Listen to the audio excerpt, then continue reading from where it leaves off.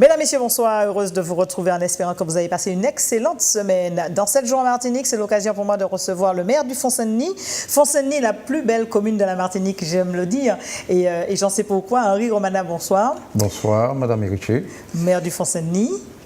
Petite commune de 900 habitants à peu près. Oh, moins de 900 habitants depuis, parce qu'on a eu un souci démographique. C'est vrai que maintenant, notre mission première, ce sera, disons, de mettre en place des mesures incitatives pour impulser la démographie. Vous savez, ce n'est pas évident de nos jours, et surtout l'exode rural, on a connu ça par le passé, cela continue, mais nous devons au moins mettre, disons, des mesures en place, ne serait-ce que de retenir quelques jeunes. Vous savez, maintenant, c'est l'exode où toute la jeunesse martiniquaise sont obligés de repartir vers l'Europe pour gagner leur vie et pour trouver, c'est-à-dire un avenir meilleur. Vous savez que nous sommes l'un des départements qui renferme un taux de chômage assez prononcé.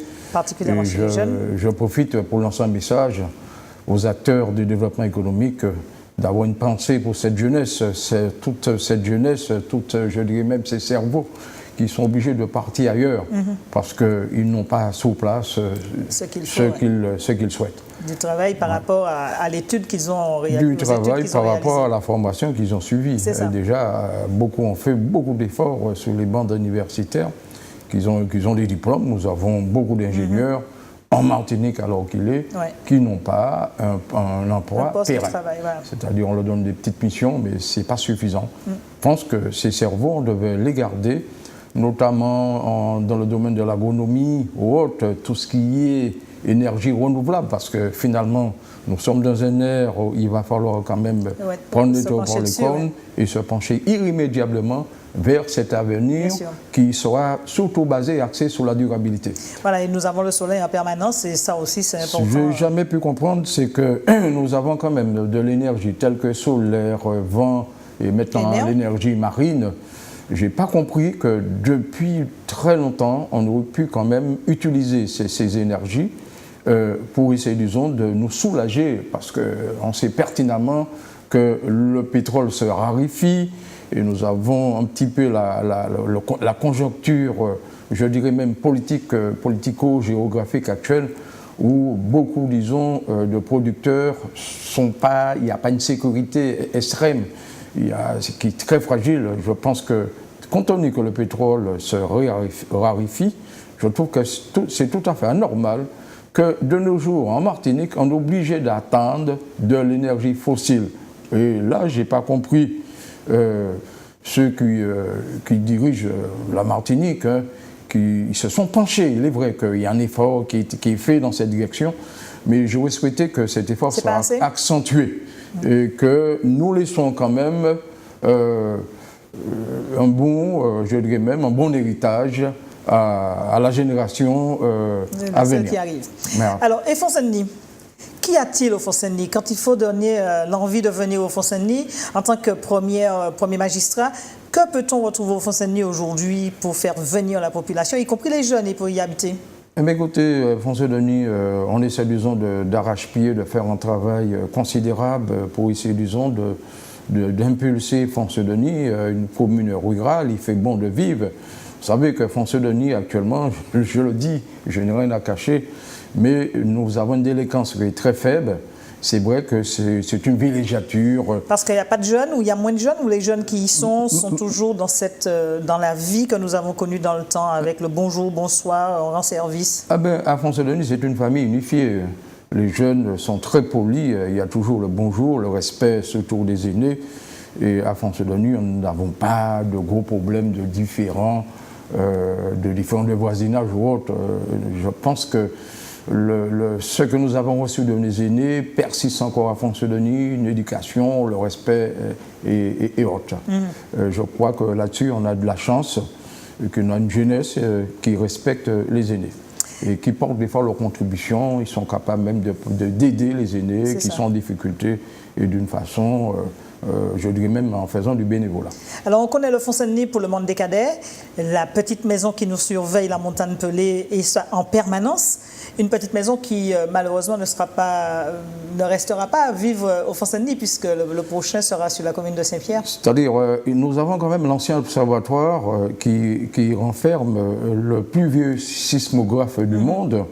Je pense que cet outil deviendra un musée. Justement, nous attendons que la CTM nous porte leur contribution, ne serait-ce que de réhabiliter cet ancien outil et même de l'aménagement, que demain, que ce soit un musée, même les abords soient mis. Ce sera un atout pour Font-Saint-Denis, avoir ce musée sismique. Ce serait quand même un atout, parce que Font-Saint-Denis, alors qu'il est sur le plan économique et touristique, nous avons besoin quand même de la visibilité.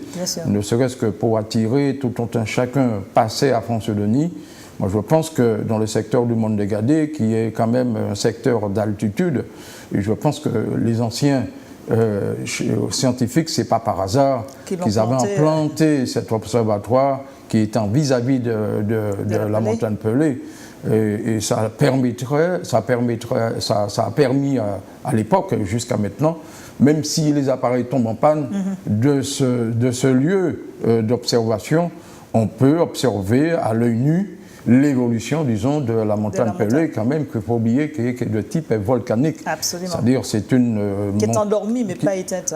D'après les informations que j'ai eues, endormie, mais pas éteinte. C'est ça, endormie, mais pas éteinte. Il faut quand même toujours... Elle mérite surveillance, 24 heures sur 24. Attendre que peut-être dans 20 ans, 30 ans, peut-être un siècle, on risque, disons, d'être victime, disons, d'un réveil de ce volcan.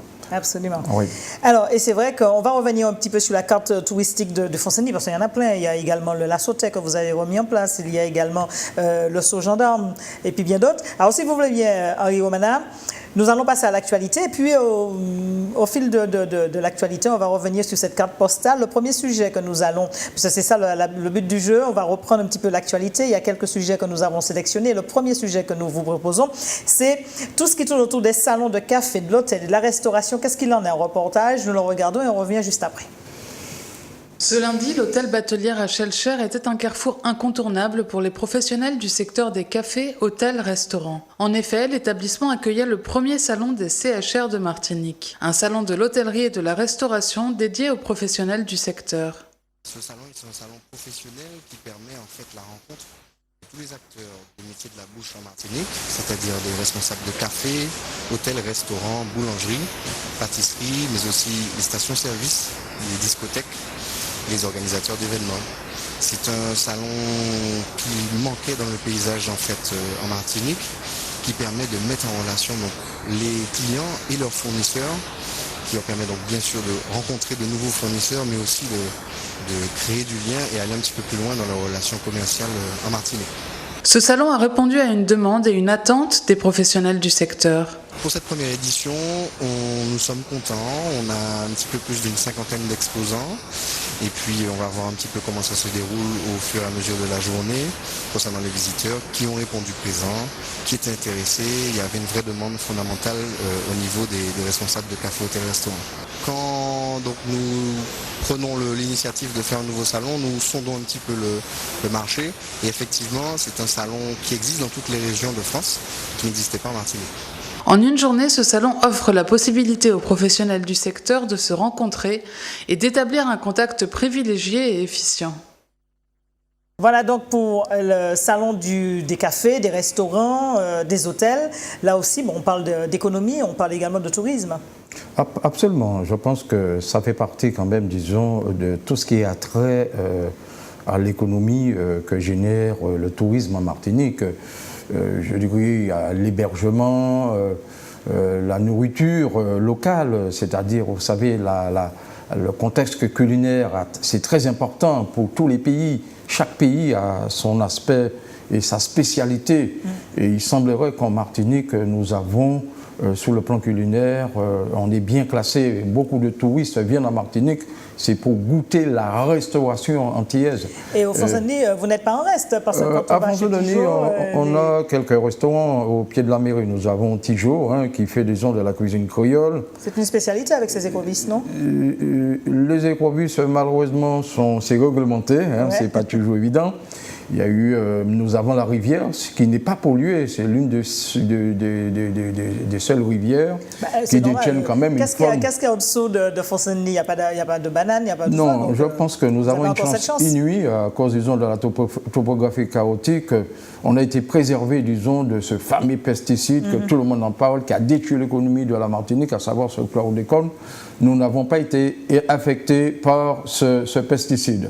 Actuellement, à Fontaine-Saint-Denis, par le biais, disons, de la Chambre d'agriculture, nous sommes en train, disons, de faire un travail considérable, c'est-à-dire une étude de l'ensemble des sols cultivables de la commune, que nous allons bientôt présenter ces travaux aux agriculteurs, ne serait-ce que pour les inciter à continuer leur production. Nous voulons à Fontaine-Saint-Denis, apparemment, d'après les premières esquisses, il semblerait que nos sols n'ont pas à quelques 1, 2, 3%, le reste est un sol sain. Ce que nous voulons à Fontaine-Saint-Denis, c'est-à-dire, c'est de jouer la sécurité dans l'assiette et surtout de jouer la santé. Ça a une importance capitale. Je trouve que c'est inadmissible de nos jours que, pour des raisons de profit, on est à même de donner à la clientèle des produits qui ne sont pas sains. Et vous savez, à partir du moment où un produit n'est pas sain, surtout de tout ce qui est fruits et légumes, eh bien, ça peut générer, disons, des problèmes de santé tels que cancer, parce que le professeur Bellepomme, il était venu en Martinique, il avait parlé, disons, que finalement que le chlordécone était à même, disons, de générer des cancers de prostate. Et il semblait qu'en Martinique, on est très affecté par ce type de cancer. Après, il a retiré, c'est dire, mais je pense que le chlordécone est un danger pour la population martiniquaise. Et la preuve en est que ce soit que pêche, racines, etc., certains sols sont pollués. Et je dis qu'à l'heure qu'il est, on doit faire très attention. Et nous, à Fontaine-Saint-Denis, on a toujours pratiqué une agriculture saine. C'est-à-dire, là, actuellement, avec un spécialiste de la bio, on est en train de mettre en place un processus pour carrément mettre à Fontaine-Saint-Denis un système de production bio. C'est ça. Voilà. Donc, le travail, c'est en esquisse, mais je pense qu'on va pouvoir y arriver. Ne serait-ce que pour donner la chance à tout un chacun de consommer une production, que ce soit fruits et légumes, mais une production qui vise l'excellence. C'est ça. Hein, ça a une importance capitale. C'est également une façon de revaloriser le sol denisien, les agriculteurs denisiens. C'est une façon de remettre, de valoriser le sol denisien ainsi que les agriculteurs et surtout aussi donner à la jeunesse une perspective aussi de s'engager dans ce métier. Parce que vous savez, l'agriculture, c'est un métier noble. Absolument. Vous savez, mes grands-parents, mes parents étaient des agriculteurs.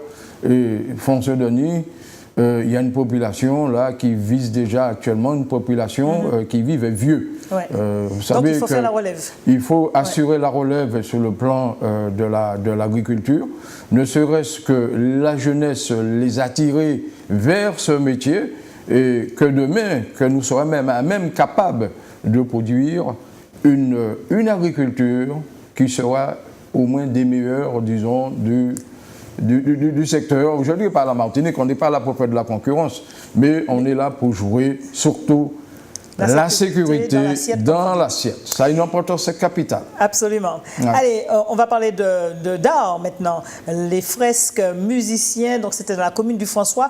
On sait qu'au niveau du Fontaine-Saint-Denis, même s'il n'y a pas de grands artistes, il y en a quand même quelques-uns, mais Fontaine-Saint-Denis était reconnu également pour l'art des fleurs, on rappelle, puisque vous avez eu un moment cette deuxième fleur, mais vous repartez petit à petit avec la première, on y reviendra tout à l'heure. Fresques musiciens, c'est dans la commune du François que ça s'est déroulé. L'école Emmanuel Bruno du François a un nouveau visage. Le vernissage de fresques murales a eu lieu samedi 4 juin dernier en présence de José Privat, leader du groupe Malavoie, la chanteuse Jocelyne Béroir et de Dédé Saint-Prix, chanteur-musicien enfant de la commune.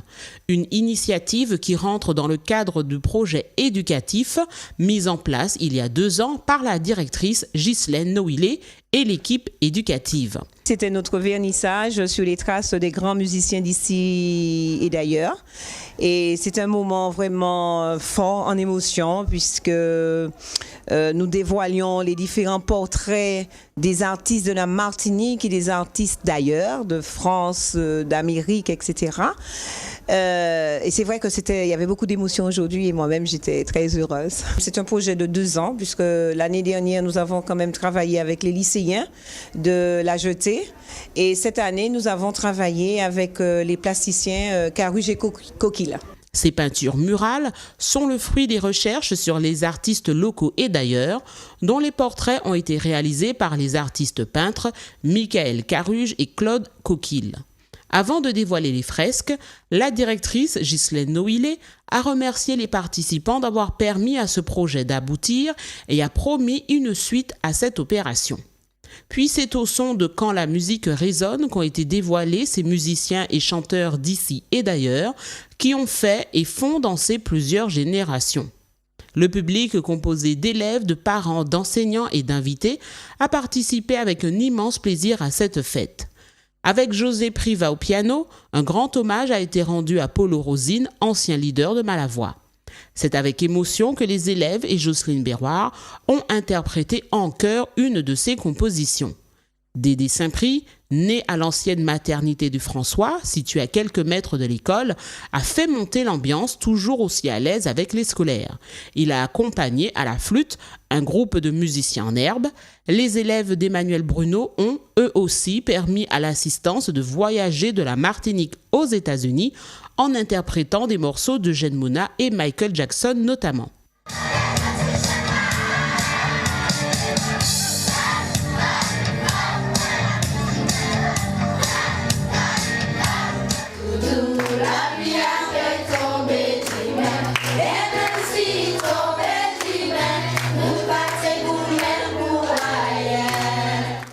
Émus, Michael Caruge et Claude Coquille ont dit leur grande satisfaction d'avoir travaillé avec toute la communauté scolaire.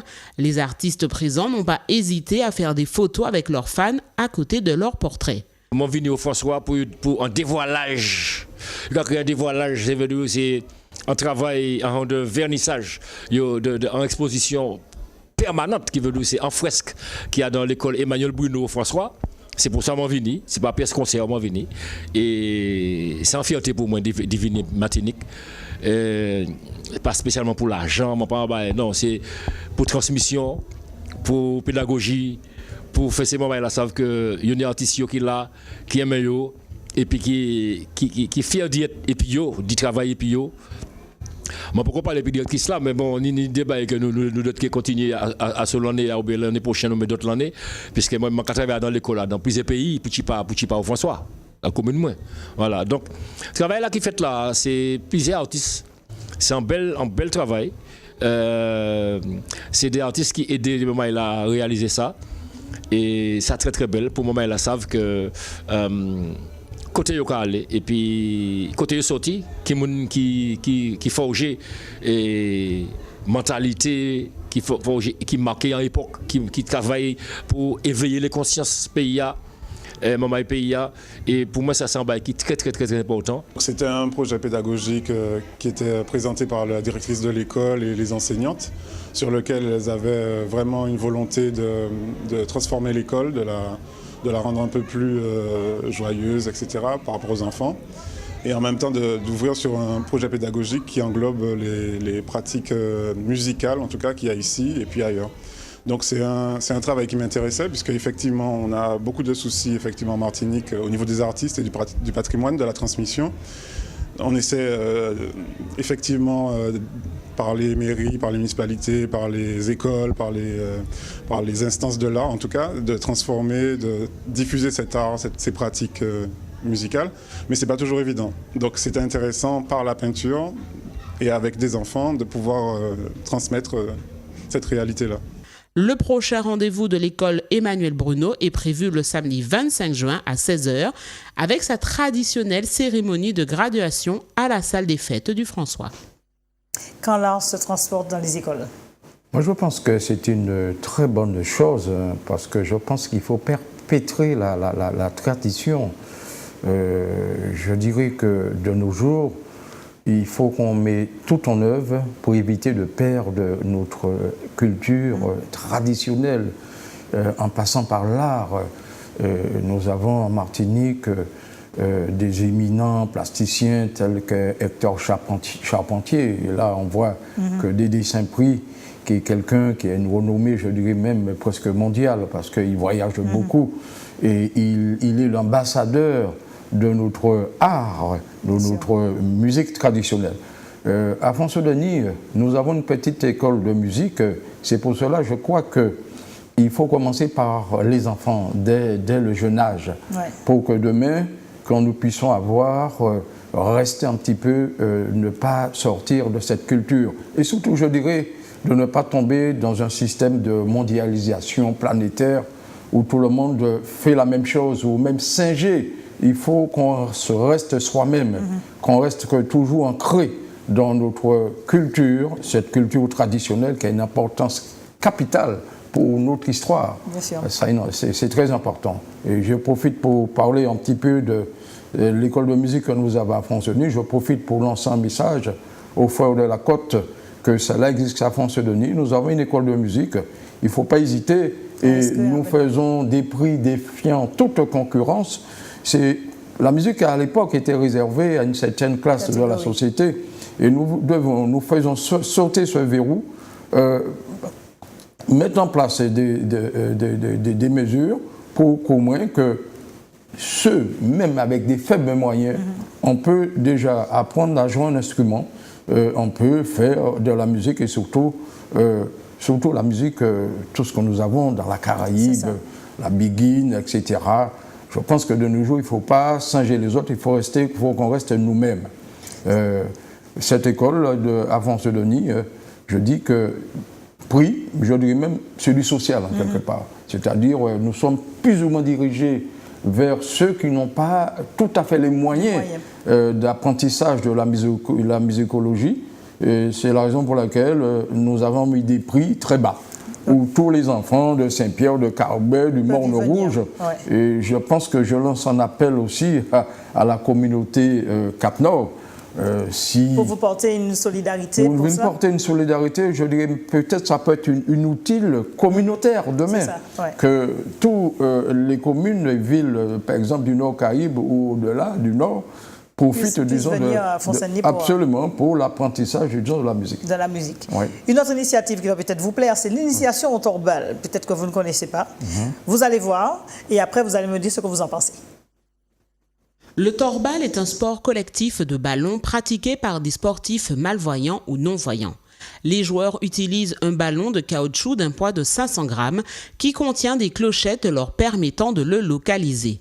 La MPA, l'association martiniquaise des parents et enfants aveugles, organisait ce week-end des séances d'initiation à ce sport pour permettre à ce public de savoir que leur handicap ne les prive pas d'activité physique et sportive. Le torbal se joue sur un terrain de 16 mètres de long, 7 mètres de large, un but à chaque extrémité dans chaque camp. Et les camps sont séparés par 3 ficelles qui sont à 40 cm du sol. Il n'y a pas de contact entre les joueurs. Et le but du jeu, c'est de faire rouler une balle sonore sous les 3 ficelles pour pouvoir essayer de marquer un but. La difficulté, c'est que nous jouons tous avec ce genre de lunettes, des lunettes qui sont opaques, on ne voit rien. C'est un sport qui a été adapté pour les valides. Comme ça, qu'on soit malvoyant, non-voyant ou valide, on porte tous ces lunettes-là et on est tous, pendant la période du jeu, on est tous dans le noir. C'est pour vous faire écouter le son de la balle, une balle sonore.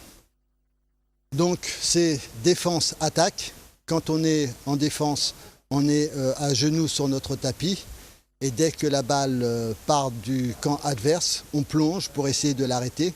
Et une fois qu'on l'a arrêté, eh ben, on se lève pour pouvoir faire une attaque et on tire pour essayer de marquer un but en face. Donc sur les 3 ficelles qu'il y a au centre du terrain, il y a des clochettes et quand on touche la clochette, c'est un coup franc. La personne qui a fait la faute sort du terrain le temps d'un tir. Et Donc l'équipe qui a fait la faute, il ne se retrouve qu'à 2 pour pouvoir défendre le but de 7 mètres. Et au bout de 3 fautes, il y a pénalty, donc c'est 1 contre 1. Donc tout seul pour pouvoir défendre un but de 7 mètres. Un sport très convivial. Donc il y a un championnat de France, il y a une coupe de France, une coupe d'Europe, une coupe du monde. Donc malheureusement ce n'est pas encore paralympique, mais nous espérons que ça va bientôt arriver aux Paralympiques. Des personnes voyantes ont également découvert le torbal et elles s'accordent à dire que c'est une activité très intense. Je découvre le torbal, on en avait déjà parlé, Monsieur Malidor et puis Mademoiselle Mavinga. Et franchement, c'est quelque chose de très intéressant. Je joue au hand et ça me permet de comprendre qu'il y a encore beaucoup de choses qu'il faut que je travaille. Et vraiment, j'encourage beaucoup de personnes à venir découvrir parce que vraiment, non seulement c'est sportif, très très cardiaque je trouve, et puis franchement, la bonne humeur ce matin, c'était cool. Je suis bien voyant. Pour la première fois, j'essaye. Et c'est très, très physique. Et c'est un sport qu'il faut avoir beaucoup d'attention et d'ouïe. Bien entendre, bien écouter le son de la balle, bien tirer. Mais pour les non-voyants qui font ce sport-là, je leur tire mon chapeau. Parce que c'est un sport très, très physique et c'est très dur pour eux qui ne voient pas arriver à jouer comme ça. Pour leur porter leur respect à tous. L'insertion sociale des personnes en situation de handicap passe également par l'accès aux loisirs. En Martinique, des clubs sportifs proposent des activités accessibles à ce public. L'initiation au torbal, alors? Moi, je pense que c'est un sport collectif qui a été bien pensé pour les non-voyants. Parce qu'on peut naître non-voyant et puis on peut aussi devenir non-voyant. Et vous savez, le sport aussi, c'est très recommandé de nos jours pour le bon équilibre, le stress, etc. Et dans cette émission, j'ai vu même, disons, des valides, des voyants, qui disent que c'est un sport qui est très cardiaque et ça demande beaucoup d'attention. Moi, je pense que si j'ai l'occasion dans le Nord-Caraïbe, et ça n'existe pas, mais moi j'aime bien le sport, j'aurais pu quand même essayer, m'initier un petit peu à cette pratique sportive qui est le torbal. Et il semblerait, d'après l'émission, ils sont arrivés, ils disputent même des championnats de France. Je pense que la Martinique, qui est la terre des champions, que demain nous allons avoir, pourquoi pas, parce que des non-voyants qui vont disputer les championnats de France de torbal. Et ce sera quand même quelque chose de très important.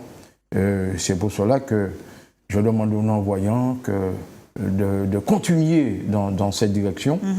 Et vous savez, le sport, je parlais de la santé, ça a quelque chose de très, très efficace pour le bien-être, parce que dans ce monde où l'on vit, on vit constamment dans le stress. Dans le stress, ouais. Et ça permet aussi de vider ce stress et d'avoir un mental plus aguerri et surtout de se retrouver mieux dans sa tête et dans son corps. Ça a une importance capitale. Absolument. Vous savez, nous sommes dans un monde de sédentarité où tout un temps chacun, pour un dépassement, ils prennent leur véhicule.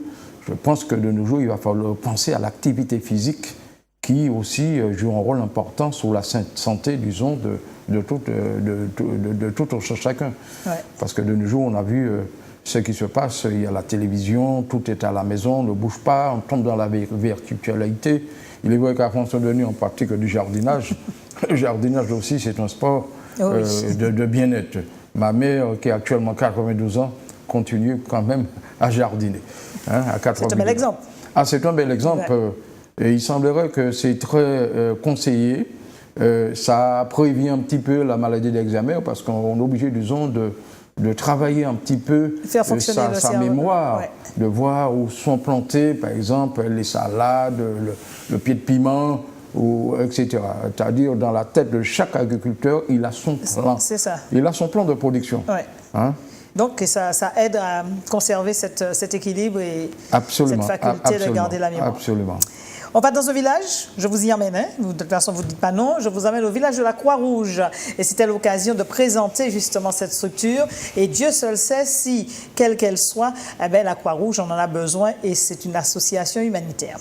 Les journées nationales de la Croix-Rouge Martinique se sont terminées ce samedi par l'organisation d'un village Croix-Rouge au Palais des Sports du Lamentin. Au cours de cette manifestation, la Croix-Rouge française Martinique a mis en valeur auprès du public présent l'ensemble des missions et activités qu'elle déploie sur le territoire. Par ailleurs, les visiteurs ont pu faire de bonnes affaires en participant à une braderie destinée à collecter des fonds pour l'association. Ce village était donc un moment fort et important pour cette institution.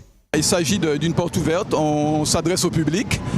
On souhaite qu'ils partagent et qu'ils comprennent nos activités. Nous avons beaucoup d'activités qui sont, hormis les activités de secourisme et d'urgence, nous avons un certain nombre d'activités d'action sociale. Donc on souhaitait effectivement faire partager à l'ensemble de la population l'ensemble de nos activités qui sont quelquefois mal connues. Donc c'est l'occasion, c'est un salon. On reçoit le public, tout le public, avec de l'animation. Donc on essaye de nous faire connaître en quelque sorte. Voilà. La Croix-Rouge ici en Martinique, ce sont deux entités, une même unité. Il y a effectivement les établissements de la Croix-Rouge qui ont un certain nombre de structures dans lesquelles on fait un certain nombre de choses, que ce soit pour les errants, que ce soit pour les personnes qui sont en situation de détresse, que ce soit les personnes qui sont en situation d'addiction.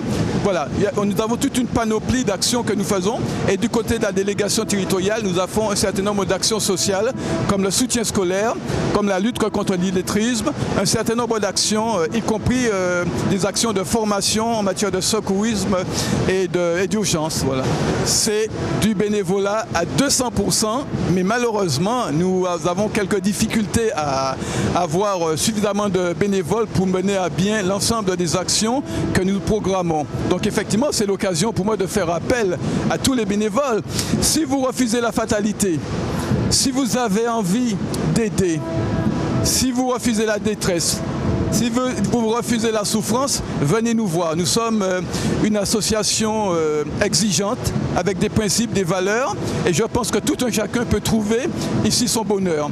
L'occasion d'aider les autres, c'est ici, c'est à la Croix-Rouge qu'on peut la trouver. Donc on fait appel à des bénévoles, venez nous voir, on peut discuter, vous avez des compétences, vous avez des valeurs et vous pouvez nous les faire partager. La Croix-Rouge assure ses missions par l'engagement de nombreux bénévoles. Cette année, le sportif Hervé Arcade a accepté d'être l'ambassadeur de cette institution aux objectifs de service public. C'est avec énormément de fierté, énormément de respect aussi et puis de surprise que j'ai été cité en tant qu'ambassadeur de la Croix-Rouge. C'est vrai que pour moi ce sont quand même des valeurs qui me correspondent parce que les 3/4 du temps je suis quand même sur une route cycliste et c'est vrai que ces petits bonhommes là et ces petites dames sont à nos côtés pour nous porter secours en cas de pépin, en cas de chute. Et après c'est la première main tendue quand on a un souci, donc ça correspond à mes valeurs en tant qu'éducateur sportif et je tenais à être présent avec eux pour impulser si on veut bien un nombre d'adhérents bénévoles et surtout impulser les dons parce qu'ils en ont besoin et maintenant en Martinique aussi on sait comment la vie est devenue excessivement difficile, donc il y en a beaucoup plus qui ont besoin d'aide, qui ont besoin de soutien et surtout de réconfort. La semaine de solidarité et de partage de la Croix-Rouge est terminée. Néanmoins, vous pouvez toujours soutenir cette association en répondant à son appel aux dons. L'appel aux dons, la Croix-Rouge aussi, puisqu'en fait, on sait qu'elle sillonne toute la Martinique. Ce type d'action, c'est important pour vous. Vous en faites appel à la Croix-Rouge sur les Fonds-Saint-Denis? Absolument. Je pense que la Croix-Rouge fait un travail considérable. Et que quand j'ai entendu que sur le plan action sociale, action aussi d'illettrisme et surtout le secours. Des fois, on oublie le secours. La Croix-Rouge forme beaucoup de secouristes. En ce moment, nous allons entrer en période cyclonique. Et d'être secouriste de nos jours, ça peut sauver des vies. Absolument. Il est vrai qu'en Martinique, compte tenu de la conjoncture actuelle, il y a beaucoup, disons, malheureusement, de frères et de sœurs qui sont tombés dans la précarité. Moi, je pense que ça aussi, il faut faire jouer la solidarité et aider ces personnes, des fois, qui sont arrivées accidentellement. Ouais. Je crois que la Croix-Rouge, sur le monde entier, fait un travail considérable. Je ne peux que les encourager et j'ai vu qu'ils ont fait un appel à des bénévoles. Je demande à tout autant chacun, ceux qui se sentent, qui ont l'âme, disons, d'aider, de porter leur contribution sous forme aide, de bénévolat, il ne faut pas qu'ils hésitent parce que malheureusement que l'État ne remplit pas toutes ses tâches.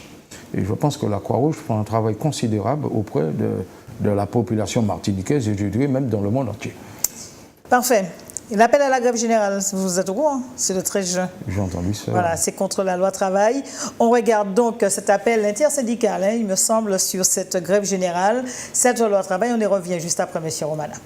Les syndicats CDMT, CGTM FSM, FO, UNSAS, NUP FSU sont toujours mobilisés contre la loi dite travail. Ce matin, ils ont convié la presse à une conférence afin de présenter les actions qui seront menées pour bloquer ce projet de loi qui, pour eux, est une régression majeure pour les travailleurs.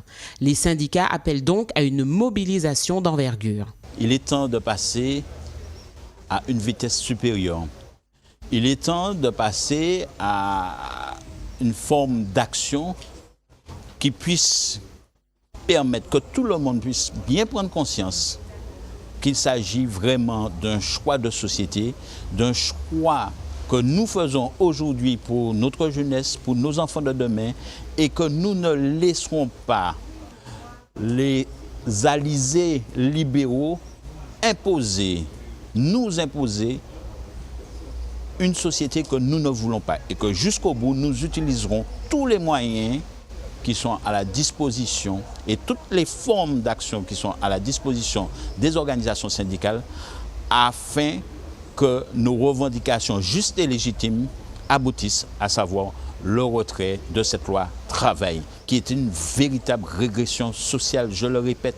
Tous ceux qui font la promotion de cette loi, tous les syndicats liges, les syndicats que nous appelons les syndicats Babybel, rouge dehors, blanc dedans, qu'ils viennent nous expliquer en quoi cette loi porte la moindre parcelle d'avancée sociale pour les salariés. C'est une loi qui fera des salariés des ajustements, des variables d'ajustement, des salariés taillables et corveillables à merci. C'est triste. Juste au moment où on fait les avancées sociales, les 40 heures de travail, les congés payés qu'avait imposé le Front populaire. Et jusqu'au bout, nous nous battrons et nous changerons de, comme le tour sait que ça arrive bientôt, nous changerons de braquet et nous nous mettrons en position de gagner. Nous préparons la mobilisation. Nous organisons la résistance parce qu'il est venu le temps de l'action. Jeudi 9 et vendredi 10 juin, des meetings se tiendront à la Maison des syndicats afin d'expliquer à la population les raisons pour lesquelles ils estiment que ce projet de loi démolit le Code du travail.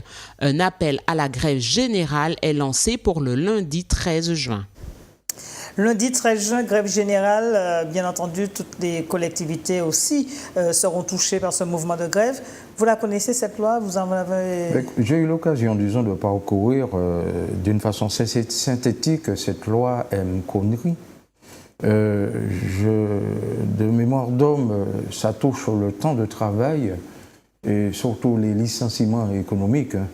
Vous savez, à partir du moment que tout autant chacun, les réformes sont toujours extrêmement difficiles à passer parce qu'on dit que de travailler plus pour gagner plus, d'après ce que je comprends.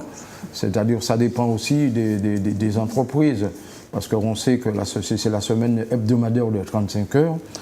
Vous savez, ce n'est pas toujours évident demain de demander à quelqu'un qui s'est déjà bien organisé sous une tranche d'horaire hebdomadaire, évidemment lui dire que soit on va augmenter, c'est en fonction, disons, du carnet de commande qui risque de faire plus, d'aller des fois au-delà de 40 heures. Je pense que cela nécessite une réflexion.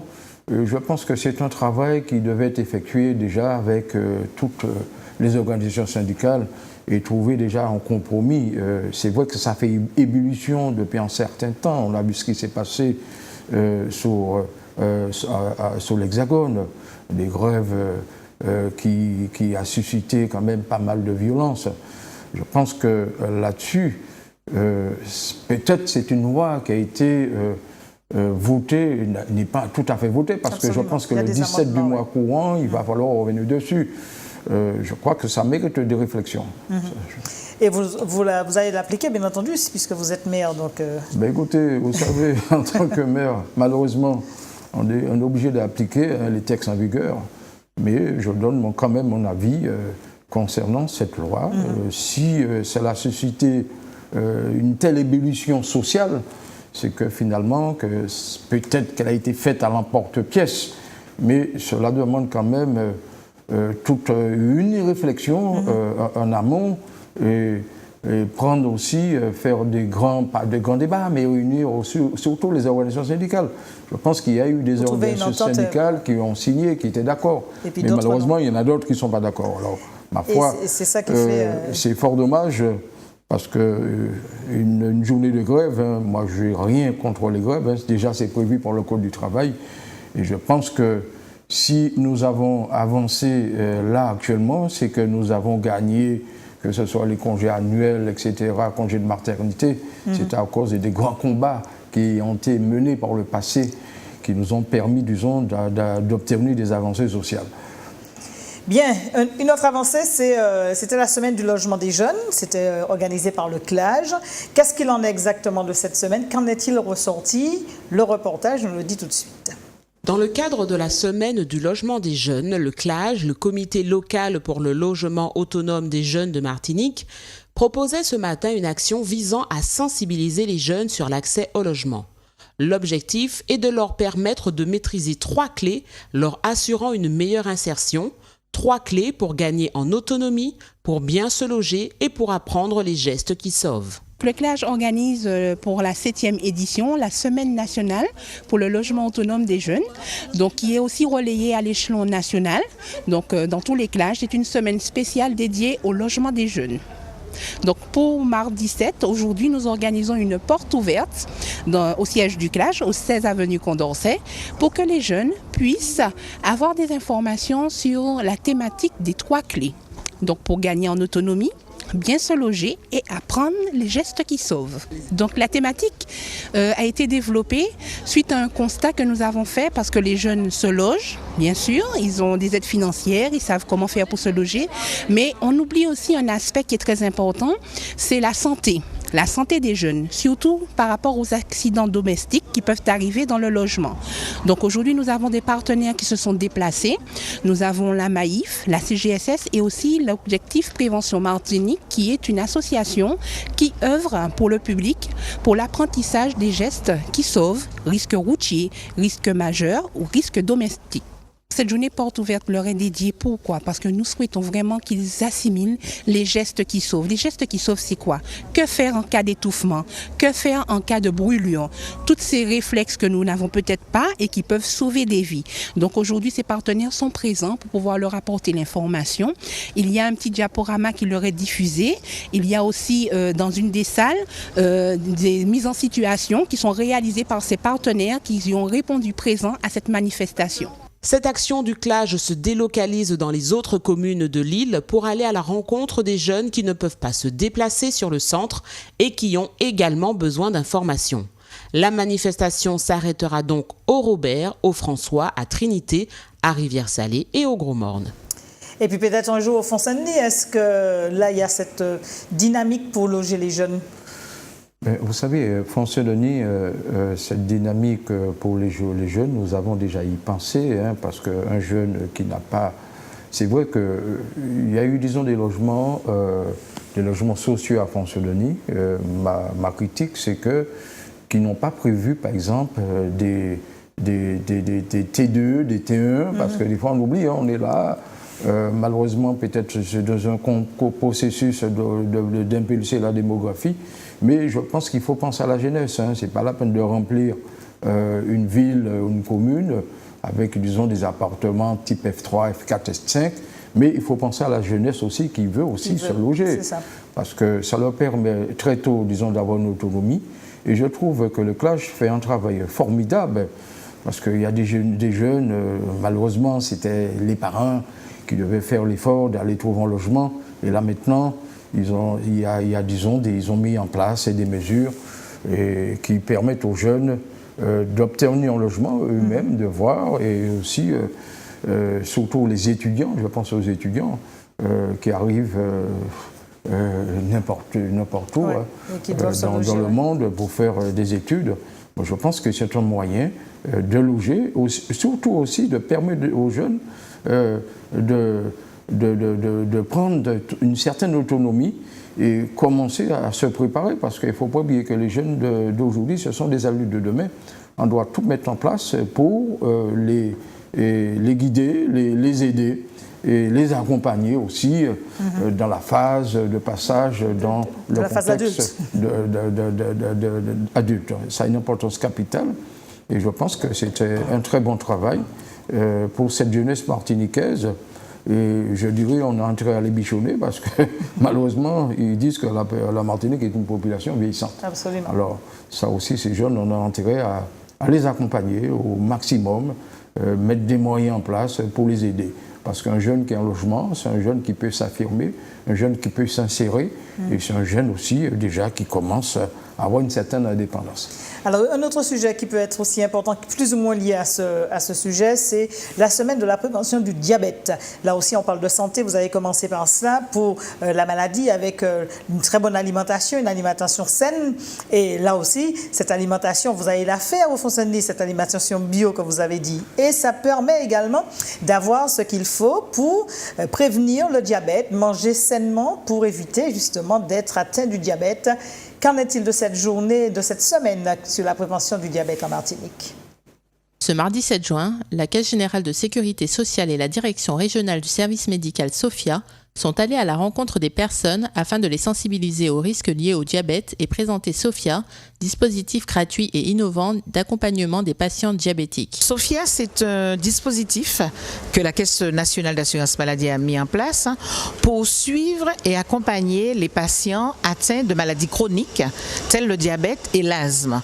Donc depuis 2013, SOFIA est installée en Martinique. Donc c'est une plateforme régionale qui dessert aussi les patients de la Guadeloupe et de la Guyane. Donc c'est une plateforme téléphonique, comme je vous disais, qui est gérée par des infirmières conseillères en santé. Donc qui appellent les patients diabétiques qui sont inscrits dans le dispositif, parce qu'il faut quand même s'inscrire dans le dispositif, et qui les accompagnent et qui les suit pour leur permettre justement de mieux comprendre la maladie, et d'éviter ainsi toute complication. Comment ça se passe? Donc ces personnes-là sont inscrites dans une base de données. La CNAM les recense, la Caisse nationale les recense et leur envoie un questionnaire personnel à remplir, d'accord? Un questionnaire médical aussi à remettre à leur médecin traitant, parce que SOFIA vient en relais du médecin traitant, d'accord? C'est-à-dire que le médecin traitant prescrit des analyses, des analyses à faire, et le patient justement doit faire les analyses. Souvent ils ne le font pas, et donc les infirmières conseillères en santé sont là pour leur rappeler justement que la maladie, c'est une maladie qui ne fait pas mal, mais qui est silencieuse, donc il faut effectivement ne pas être en écart de soins. Une fois qu'ils ont reçu le questionnaire à remplir, un questionnaire personnel, donc ils le signent et ils le renvoient à un centre de traitement à l'aide d'une enveloppe T qui se trouve à Bobigny. Donc le service après écrit à ces patients-là pour leur dire que bon, ok, ils ont bien reçu leur questionnaire, qu'ils sont aptes à rentrer dans le dispositif, parce qu'il y a quand même des critères, il faut être majeur, il faut quand même dépendre du régime général. Donc nous travaillons aussi avec quelques mutuelles, et puis il faut bien sûr que le patient soit atteint d'une affection de longue durée, donc quelle qu'elle soit, bien sûr le diabète, mais si la personne est atteinte d'une affection de longue durée, elle peut aussi rentrer dans le dispositif SOFIA.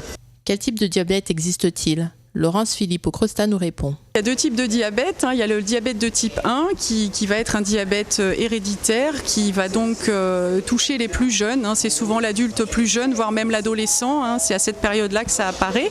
Alors celui-là, je dirais qu'il est un peu particulier parce qu'il va toucher les jeunes. Après, le diabète le plus fréquent, c'est le diabète de type 2 qui lui va plutôt toucher des gens qui sont plus âgés. On est plutôt sur le versant 40, 50, 60 ans. Même si on a une maîtrise des pouvoirs publics qui essaye de faire que l'alimentation soit de plus en plus saine. On a quand même de plus en plus de produits très sucrés, hein, des boissons, des sodas, des jus, des confiseries qui sont mises à disposition. Et c'est vrai que c'est assez difficile puisque ce sont des aliments qui se boivent ou qui se mangent facilement. Et du coup, il y a une grande appétence pour les jeunes surtout, hein, vers ces aliments. Donc il faut vraiment être vigilant quant à la consommation de tous ces aliments chez les jeunes. Et du coup, le diabète va apparaître plus facilement chez quelqu'un qui est sédentaire, qui a tendance à grignoter entre les repas. Voilà, c'est vraiment une question d'hygiène de vie et d'alimentation. Comment pouvons-nous vous contacter? Les patients qui souhaitent justement avoir beaucoup plus de renseignements, plus d'informations sur le dispositif pourront appeler la plateforme téléphonique au 0809 100 097. 0809 100 097. Les rencontres se poursuivront ce jeudi 9 juin de 9h à midi à l'hôpital de Trinité et de 13h à 16h au CSSR de la Valériane. Très beau prénom, Sophia, qui peut aider. Absolument. C'est ce qui peut aider. Le diabète, en tous les cas, je remercie l'ancien ministre Lurel de la Guadeloupe qui a sorti cette loi pour diminuer le taux de sucre dans les boissons, etc. C'est une très bonne chose parce que c'est un type de diabète qui sévit aux Antilles. Nous sommes producteurs de sucre, c'est vrai, mais il ne faut pas... c'est l'abus qui tue. Hein. Manger plus de sucre que l'organisme en demande, ça stocke et ça peut générer ce type de diabète. Et puis, je pense que nous devons aussi penser à la population, surtout les loisirs sportifs, c'est très important. Marcher, courir, aller faire du sport, éviter la sédentarité et surtout, d'après le reportage, c'est de manger sainement. C'est pas la peine, c'est pas la quantité, mais c'est la bonne qualité. C'est la bonne qualité. Manger sainement aussi, c'est jouer sur la santé. Malheureusement, fleurit beaucoup, disons, de fast-food, de restauration rapide. Vous n'en avez pas Non, on n'en a pas ça. On mange quoi, Fossendi? On mange des choutines. Choutines et des ignames, des choux durs, surtout beaucoup, disons, de fibres, de légumes, et surtout des produits de maraîchage. Des restaurants qui sont implantés proposent également ce type d'alimentation? Nous avons des restaurants à France-Denis qui proposent ce type, disons, d'alimentation transformée. Nous avons même un restaurant bio. Nous avons, j'ai pas peur de le dire, nous avons Tijo. Tijo qui fait une restauration. Alors Tijo, c'est celui qui se trouve à l'église, hein? Oui, traditionnelle. Nous avons Léon Tisgoa qui fait de la production, qui transforme cette production biologique et qui propose des repas bio. Qui a également un gîte, c'est bien ça? Comment? Qui a également un gîte. Oui, qui fait l'hébergement. C'est pour cela qu'il y a cette possibilité de monter à France-Denis. De passer un bon week-end au frais. De passer un bon week-end parce qu'il y a des structures d'hébergement. Nous avons Léon Tisgoa qui a une structure d'hébergement. Nous avons aussi la Palmeraie, M. Mélézan aussi, qui a des gîtes d'hébergement en milieu, je dirais même en milieu vert, parce que c'est très verdoyant. Et France-Denis a beaucoup de personnes, d'amis que je connais, ils disent que je vais passer un week-end pour me reposer à France-Denis, surtout pour me réoxygéner. Parce que vous savez que l'air à France-Denis est pur. Oui, c'est ça que vous dites, oui. Très pur. Parce qu'actuellement, même Madininaire, ils ont mis un appareil pour étudier la qualité de l'air à France-Denis. Et qui est toujours de bonne qualité. Et qui est toujours de bonne qualité. Peut-être aussi, on n'a pas parlé de l'air, est-ce que l'air aussi n'est pas un facteur aussi sur la santé? Parce que respirer du bonheur aussi, c'est... Absolument. Donc, apparemment, vous dites venez habiter au Fossendi. L'autre particularité, c'est aussi... Fossendi a une petite histoire avec le monument aux morts. Oui, absolument. France-Denis était rentré dans le Guinness parce que c'était nous qui avons détenu depuis des années le plus petit soldat, le petit monument aux morts. Il y avait le plus petit soldat. Mais malheureusement, ce soldat a été dégradé, il y a eu du vandalisme, il a été cassé, disparu. En ce moment, nous sommes en train, disons, de trouver un spécialiste pour nous faire une moule identique, pour remettre ce petit soldat sous son socle. Et ce petit soldat était très visité. Par contre, France-Denis maintient aussi un nouveau monument aux morts qui est placé au pied de l'église. mais la particularité, disons, du soldat, ce soldat est de type négoïde. Bien. Voilà. C'est un choix... Parce qu'il ne faut pas oublier aussi que il y a eu beaucoup d'Antillais qui ont laissé leur vie sur les champs de bataille, qui ont combattu pour la patrie. Pour que la France parle français. Absolument. Donc, par rapport à la capacité de la commune du Font-Saint-Denis, c'est le fait d'avoir des petits monuments aux morts, des petits, la particularité de ne pas être comme les autres, c'est ça?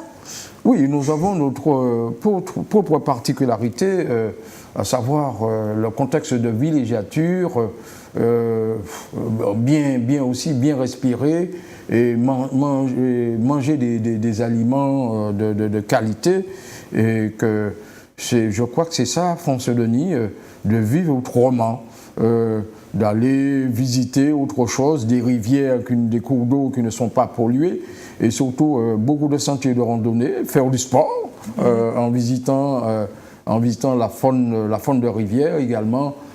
Tous les espèces végétaux que nous avons sur la commune.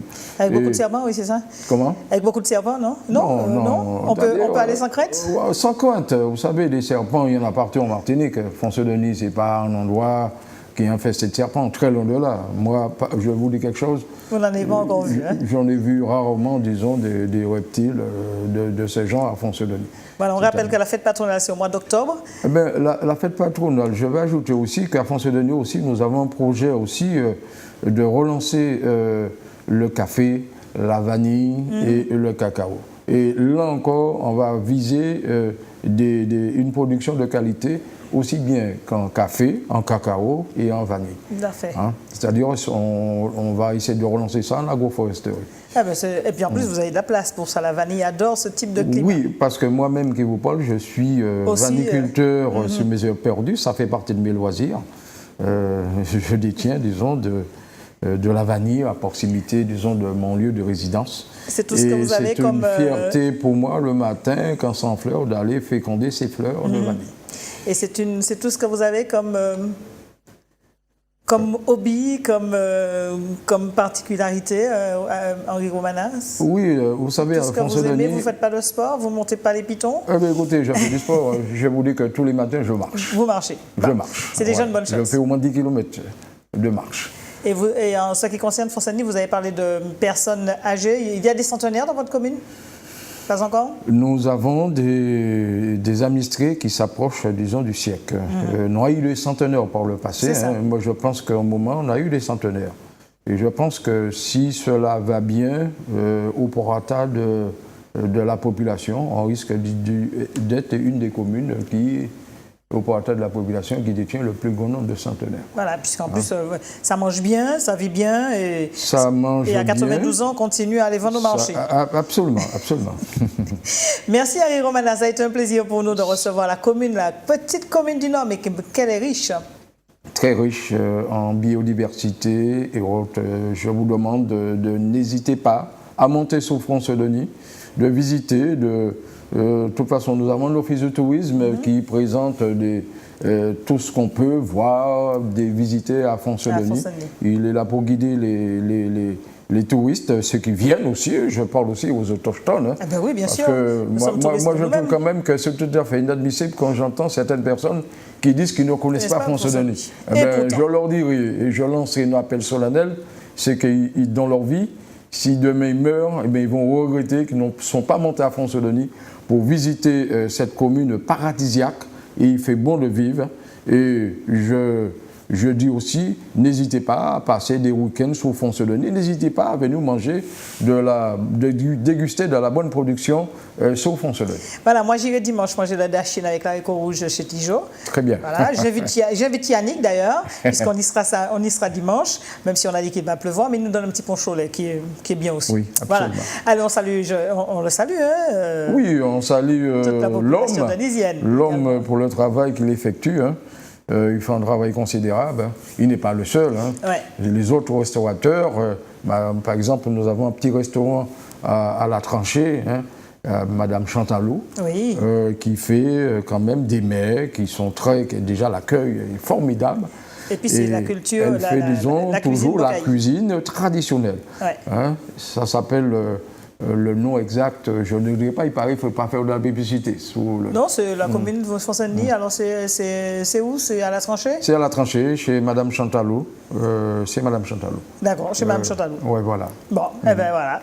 Merci, Monsieur Romana. Bon courage également au Fonds-Saint-Denis. Comment? J'ai dit bon courage à vous au Fonds-Saint-Denis. Oui, il y a du travail. Parfait. Merci également Yannick, que je ramènerai au Fonds-Saint-Denis dimanche. Restez avec nous. On remercie également tous ceux qui ont collaboré avec nous, Manuela, et tous ceux qui ont œuvré pour les différents reportages. On vous donne rendez-vous la semaine prochaine pour un autre 7 jours en Martinique. Et puis d'ici là, écoutez, passez une excellente semaine. Un très bon week-end et on se retrouve dès lundi pour d'autres émissions. Bonne soirée à tous.